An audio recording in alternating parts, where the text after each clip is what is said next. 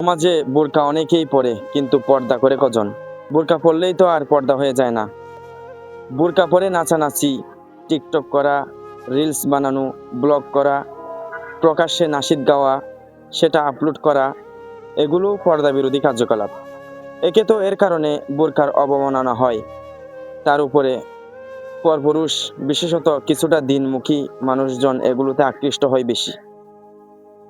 যারা বেপর্দাদের দিকে তাকায় না, তারাও এগুলোর মাধ্যমে ফিতনায় আক্রান্ত হয়। পর্দা মানে কেবল বাসা থেকে বের হবার সময় বোরকা পরা নয়, বরং বাসার ভিতরে কাজিন ও অন্যান্যদের সঙ্গে দেখা সাক্ষাৎ থেকে বিরত থাকলে তবেই সেটা পর্দা।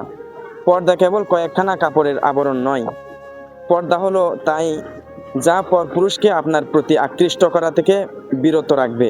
সুতরাং আপনার দৈহিক সৌন্দর্যের জন্য যেমন পর্দা আছে, তেমনি পর্দা আছে আপনার কণ্ঠ ও কর্মকাণ্ডেরও।